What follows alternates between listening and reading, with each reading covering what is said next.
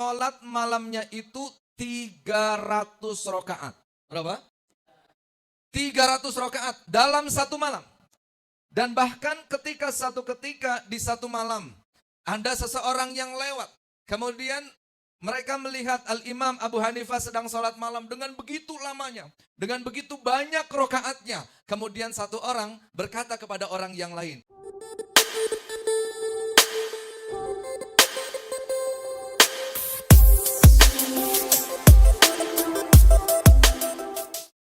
Bismillahirrahmanirrahim. Assalamualaikum warahmatullahi wabarakatuh.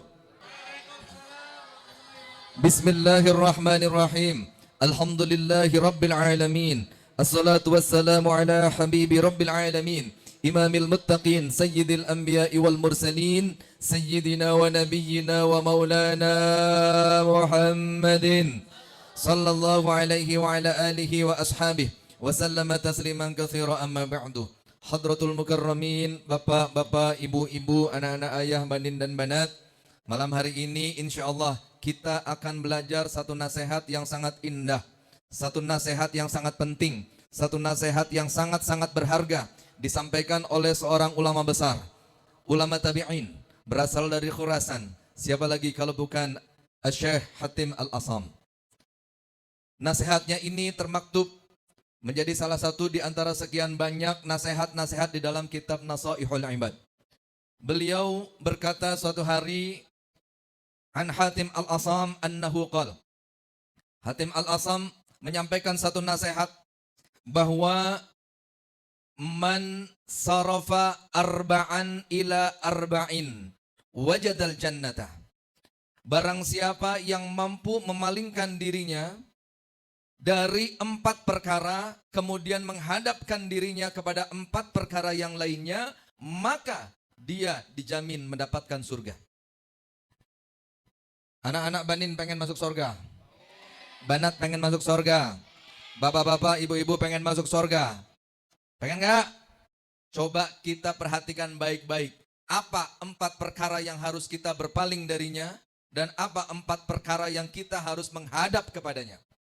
Kemudian melanjutkan nasihatnya, 4 perkara itu yang pertama adalah an-nauma ilal qabri. Tidur kepada kubur. Apa?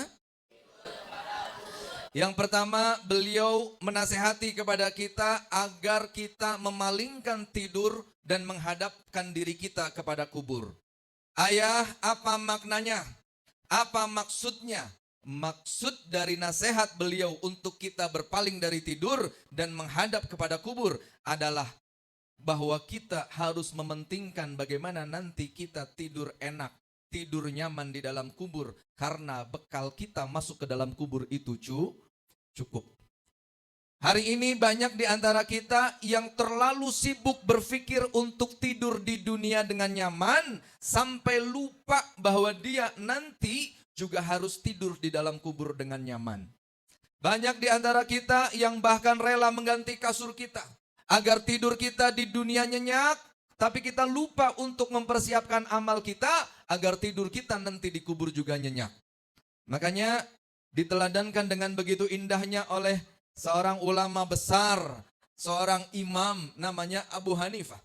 Al-Imam Abu Hanifah ini 40 tahun tidak pernah tidur malam. 40 tahun tidak pernah apa? Tidur malam sama sekali. Apa sebab? Sebab beliau pernah satu malam, beliau sedang sholat tahajud. Sholat malamnya itu 300 rakaat. Berapa? 300 rakaat dalam satu malam. Dan bahkan ketika di satu malam, ada seseorang yang lewat.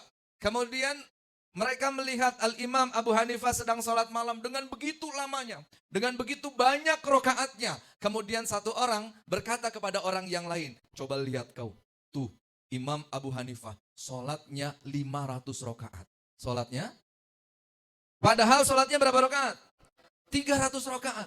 Kemudian ketika beliau selesai mengerjakan 300 rakaat itu, beliau mengangkat tangan, ya Allah beri kekuatan kepadaku agar aku mampu sholat sebanyak 500 rakaat sebagaimana yang diucapkan oleh orang tadi itu.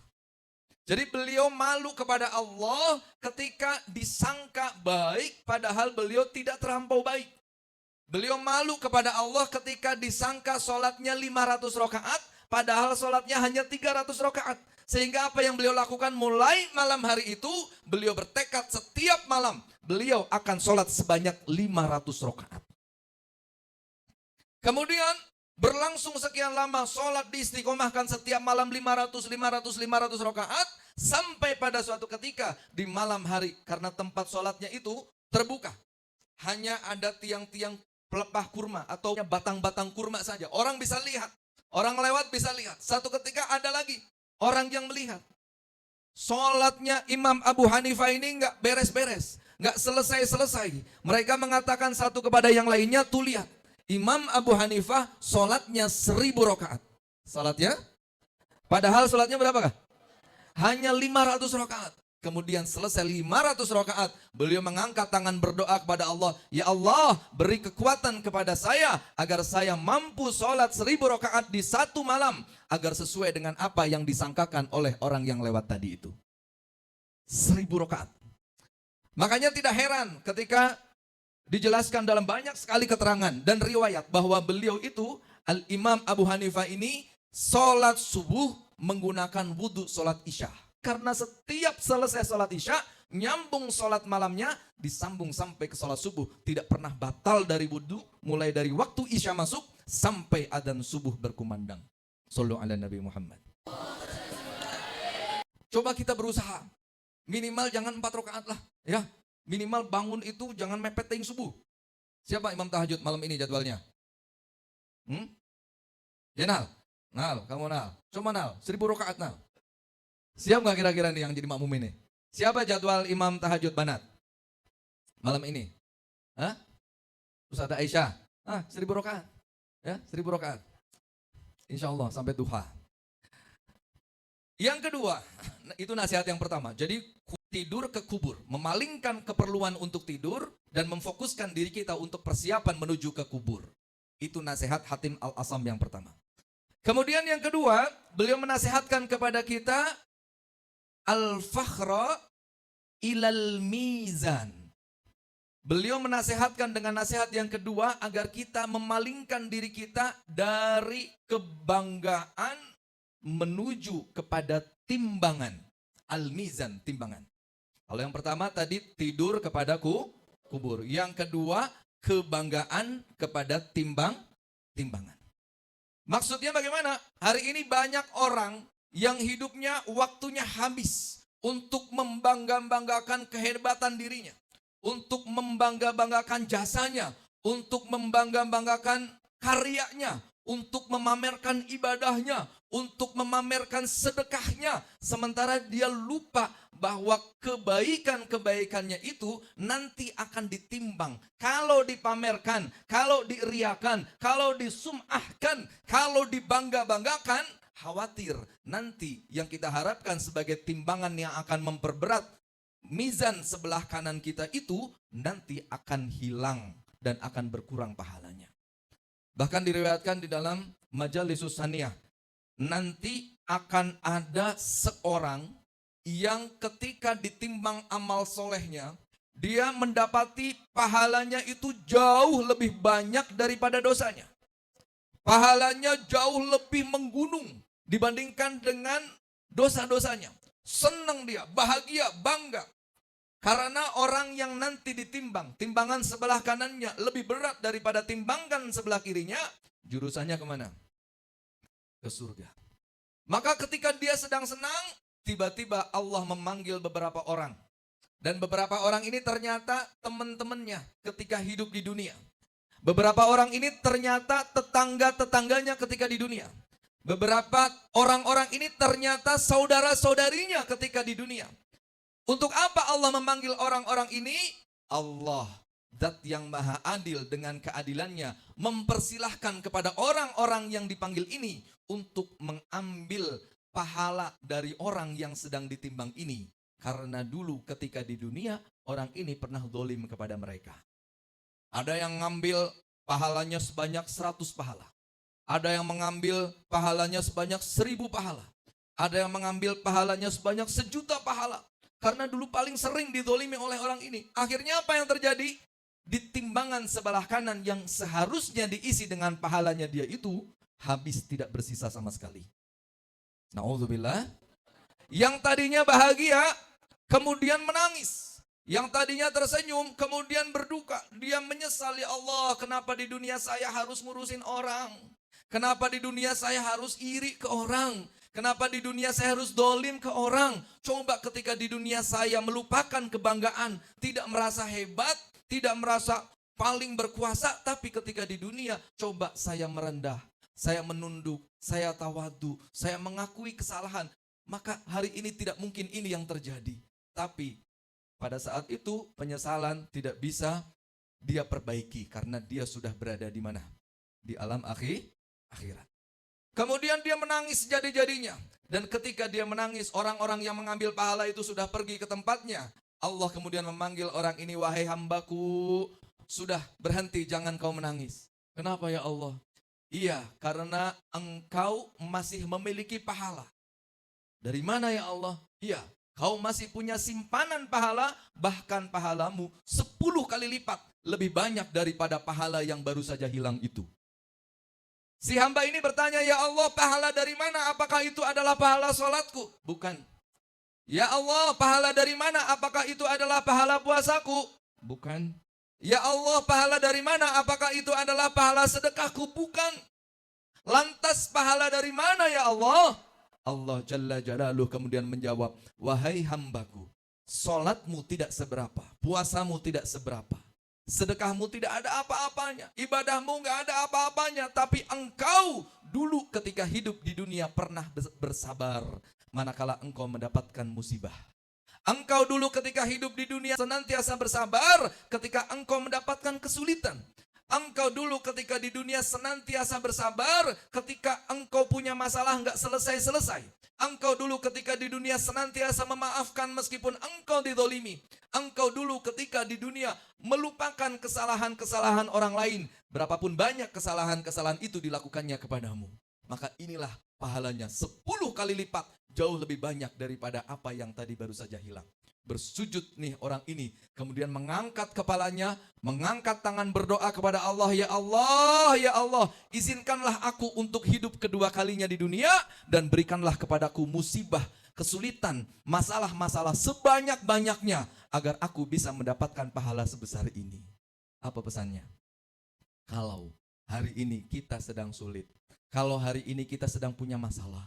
Kalau hari ini kita sedang disakiti. Kalau hari ini kita sedang dizolimi. Kalau hari ini kita sedang ditipu.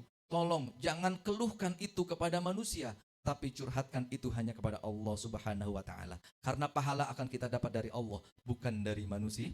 Bukan dari manusia. Itu yang kedua. Yang ketiga, apa yang harus kita palingkan dan apa yang harus kita hadapkan. Yang ketiga adalah ar-rahah, bersantai-santai. Banyak gogoleran, menghabiskan waktu untuk sesuatu yang tidak perlu, kita palingkan. Jangan habiskan umur kita, jangan habiskan waktu kita, jangan habiskan hari-hari kita untuk sesuatu yang tidak ada manfaatnya. Maka nasihat yang ketiga adalah ar-rahata ilas sirati. Kita palingkan diri kita dari berleha-leha menuju ke sirat. Apa itu sirat? Apa sirat? Jembatan. Bahkan dalam satu keterangan jembatannya itu tipisnya, kecilnya itu seperti rambut dibelah 7. Tajamnya seperti 7 kali tajamnya pedang. Bagaimana kita bisa lewat? Maka ulama menjelaskan itu hanya tamsil, perumpamaan. Maksudnya adalah jalan sirat atau jembatan yang akan kita lewati akan menjadi sangat sulit, akan menjadi sangat terjal, akan menjadi sangat mendaki ketika amal yang kita bawa tidak cukup. Jadi kalau buat orang-orang yang amalnya cukup, insya Allah melintasi sirat itu dengan mudahnya, dengan cepatnya, bahkan ada yang melesat secepat kilat. Nah hari ini kita berdoa kepada Allah, ya Allah, tolong bantu hati kami untuk senantiasa berzikir kepada Engkau ya Allah. Bantu lisan kami untuk senantiasa basah mengingat-Mu ya Allah. Berzikir kepadamu ya Allah sehingga ketika dicabut nyawa kita, lisan kita masih basah. Basah dengan apa? Basah dengan zikrullah yang kita sebut adalah asma Allah. Satu ketika seorang sahabat datang kepada Rasulullah, "Ya Rasulullah, inna syara'i'al Islam qad kasrat alayya ya Rasulullah." Ya Rasulullah, sesungguhnya syariat-syariat Islam yang telah engkau berikan kepada kami itu sudah terlalu banyak. Terlalu banyak larangannya, terlalu banyak perintahnya ya Rasulullah. Maka dari itu tolong berikan kepadaku satu amalan yang aku bisa berpegang kepadanya. Rasulullah Shallallahu Alaihi Wasallam memberikan amalan kepada sahabat ini. Apa amalannya? La yazalu lisanuka radban min dzikrillahi azza wajal. Jadikanlah lisanmu senantiasa basah. Jadikanlah lisanmu senantiasa basah dengan zikir, mengingat Allah Jalla Jalaluh. Sehingga ketika apapun yang terjadi dalam hidup kita, ketika kita sedang susah, ketika kita sedang sulit, ketika masalah sedang bertambah, kesulitan sedang semakin gelap, tidak terucap dari lisan kita kecuali Allah, Allah, Allah. La haula wa la quwwata illa billahil aliyyil azim. Barang siapa mengucapkan hauqalah, la haula wa la quwwata illa billah, Allah akan turun tangan untuk menyelesaikan masalah-masalah kita. Amin Allahumma. Yang keempat, asyahwah ilal jannah. Yang keempat adalah hendaknya kita berpaling dari syahwat untuk menghadapkan diri kita kepada jannah, kepada surga. Maksudnya bagaimana? Maksudnya jangan habiskan waktu dan tenaga kita untuk mengikuti hawa nafsu kita. Sebab seindah apapun hawa nafsu kita itu akan sangat-sangat kalah indah dengan apa yang Allah janjikan di dalam surga. Hari ini kita menginginkan harta yang banyak.